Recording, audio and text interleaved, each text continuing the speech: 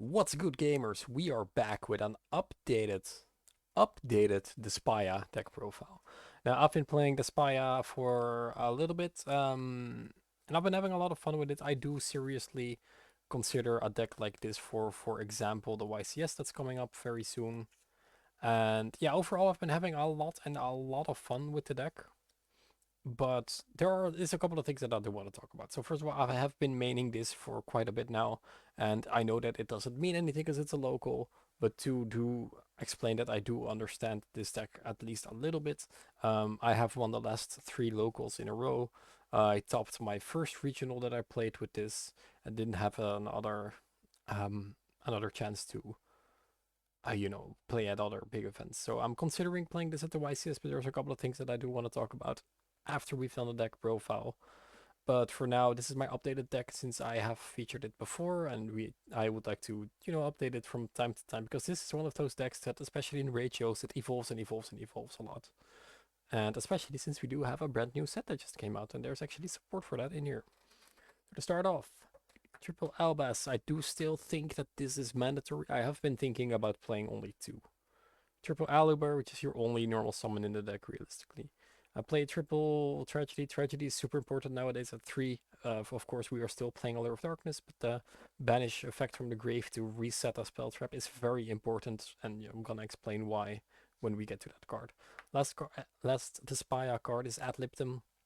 Now, I do not play Dramaturge anymore, which I have some issues with Dramaturge. I really like the card. I really like it, and I do miss it from time to time. But I do understand and recognize that it is essentially a card that doesn't do anything. And to kind of keep the deck, to a lower amount of cards, and we are currently still at 45 cards, and it's very hard for me to cut cards in the deck. I did cut it eventually to test it out, but I am missing it. So it might return because there's often where you have this and this already and you do not really want to search ad libitum. You end up do searching ad libitum, or even some cases there are where you have all three of them or access to them, and then it's just kind of sucky that you cannot really add a good additional third target. Then I played double Mercurier. I've played three for a little while, but I did cut down one to make a little bit of room in the deck and to play it a little bit of a different approach. And for the other cards that mention Albas, we play one Albion. I still play Ecclesia. The Grave Effect is insane. Still play one Kit. Kit is very good. I added this after the regional and it was very, very nice. Two Edge Imp Chain. I went up to three, but then we were playing 50 cards and I did want to go down a little bit, so now we're only playing two. And the last card of the monsters is Fairy Tale Snow, which is just a broken card. Now, I do not run any hand traps, nor do I think you should run any hand traps in this deck. This deck really needs to play with all the cards it has, because this, of course, is a fusion deck. And even though you can fusion summon from the deck, if you want to extend your plays and continue making your board, you have to use all the cards in your hand, basically, which is one of the weaknesses of the deck. But yeah, it is what it is. So I do not really want to run hand traps. Triple fusion, triple opening, only double red. Double red's completely fine. I do not really. I want to see it sometimes in my opening hand. It's really, really the explanation of it though. One branded lost. I do not play the field spell anymore, which is a card that I also kind of miss, but it's not the worst. I play another search target now, so we're keeping it at this for a while, so field spell doesn't get in again. Triple patch, triple allure.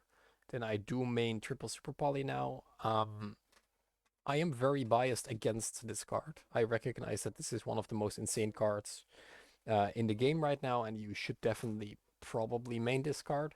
But for some reason, I have literally played only one mirror match since I started picking up this deck.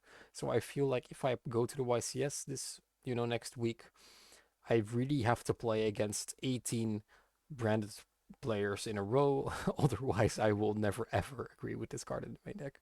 It's so bad because you want to main this, but it's kind of difficult running good generic targets for it in the ED. So it's been a struggle. I haven't really been enjoying this card all that much, but I can completely agree that if you do play a lot of mirrors, if a lot of people at your regionals, at your YCS, or if you expect that they are going to play branded, which at the YCS of course they are, then you do have to main this card. Something I still like is triple droplets. This is the main reason why we are still well over 40. We're at 45. This card's just too nuts. It's just too insane. You do not play any hand traps. You need some tools. You just need some tools. So I like that. Double poly. Gold Sark's back. Now this is kind of interchangeable for the... This is either the third Mercurier or it's a Gold Sark. And the good thing about Gold Sark is it's also a tragedy. But mainly you manage Mercurier for this. Called by the Grave. Then I play one brick, which is Branded Soul. Now if you do not know this combo, you activate Allure of Darkness. You banish your Mercurier from your hand, or you activate Gold Sark, you banish Mercurier. Mercurier can add a card that lists Albaz, which is Albion. Albion effect, you send Sword to the graveyard, and you can banish Sword to add back any Fallen of Albaz or card that mentions it. So you add back the Mercurier and you draw a card with Albion, which is why I play this card. It's kind of good. If you hard open this, you can just discard it. The on-field effect is pretty awful. But it is nice. It's still good. It's still so much advantage from one allure that I feel like it has to validate playing it. Then a new card from Difo is Branded Banishment. Now, for some of you may not know this, but this is one of the most insane cards in the deck, and I do really focus playing towards this. Target one Despia monster or one level 8 or higher fusion monster in your graveyard. Special summon it. Then you can apply this effect. Fusion summon one level 8 or higher fusion monster from your extra deck by banishing fusion materials listed from either field.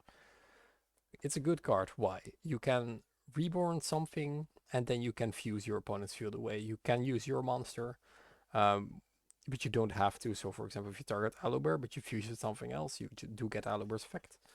You can summon back fusions. The bad sides of this card is you must fuse from field, so you cannot summon Guardian Chimera, which makes it very difficult validating which one you were going to set. And the other thing that's kind of bad about this is that it cannot summon back Albaz, but that is mainly for balancing issues. So that, yeah, this card has been very, very solid. I have been really, really liking this card in the deck so far, just as a one-off.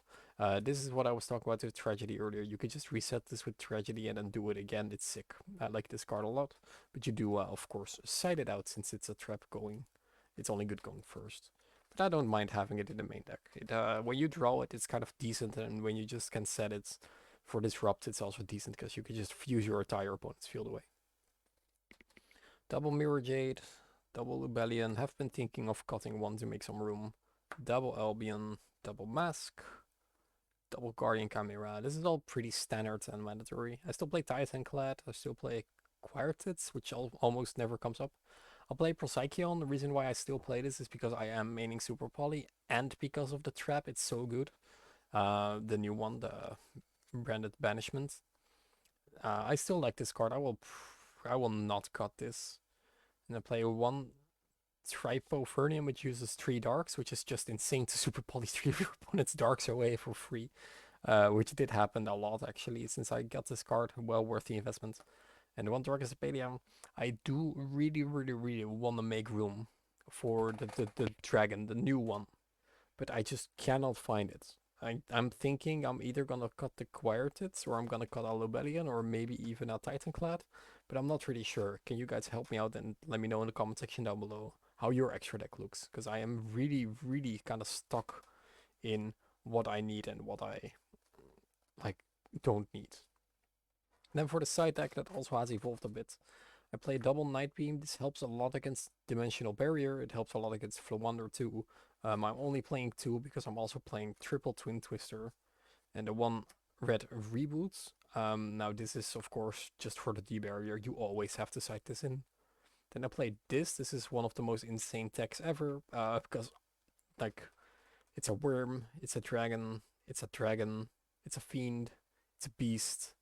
These are also dragons. This is a fiend again. But your main monsters, like the main 3 of them are all different types, so that's very, very solid. So this card is really, really playable in this deck, which won me so many games, it's insane.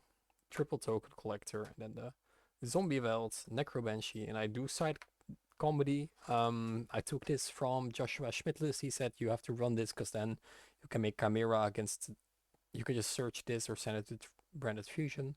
Then if they have skill drain, you can just quick play tribute your monster, summon this back. It also helps with Chimera to play around skill drain, which is just very, very solid. Has never come up, so that's nice. Maybe I'll cut it for another zombie world, but I'll probably just leave it in. So as of this deck, what are my issues with it? The thing is, it just requires you to play with your entire hand, which is sometimes it's decent, if you just have a good hand. Like if you just see good cards, like you see your Allures and you see your Branded Fusion and your Branded Opening and you see your Patchworks, then it's very solid. But if you don't open those hands, or if you just don't open a Despia name, it's just really awful. And you know, the deck has some very bad normal summons. Like you only have these, and you only want to summon this realistically. You don't want to summon this, and the rest of the deck is like kind of meh. So you can just draw very bad hands with this, is what happened a lot of the times. Um, Guardian Chimera does help on brick, but you do need some specific setups to survive some of the times. Like again, for example, last local I played in finals against Joshua Oasters, and my hand was like super poly, Etch and Chain, Patchwork, and another poly, and it was like, okay, I guess he plays a dark deck, so I guess that we can survive. And we did win off that, but that was only because he was playing a dark deck. If I don't play against like any other real deck, then it would have done nothing. Talking about that, Super Poly for me, it just never comes up. And I almost always set out this card, especially because we do not have like all the room in the extra deck, because we did got some of the fusions. Like previously, for example, I played um, this guy, which was very nice to Super Poly into, because then you could just like use any of your opponent's monster. But most of the time, if you play against like a deck that doesn't run these attributes, it's like so fucking bad. So yeah, there are some of my issues with the deck. I still really like it and I still really consider it, but man, it's very difficult to validate playing this deck over something else right now because everyone is coming for you, and which is kind of weird because I don't feel like this deck needs a lot of countering. It's pretty easy to keep it in check, but people do be people. And yeah, it's gonna be exciting to see what comes out of the nationals that are this weekend and what's gonna be after the YCS. Definitely go subscribe and come check out some of the content that's gonna come up. I'm gonna do some deck profiles at the YCS. I'm gonna do a big vlog about that, and yeah, it's gonna be very excited. Very happy with going very soon. Thank you guys for watching. See you guys in the next one.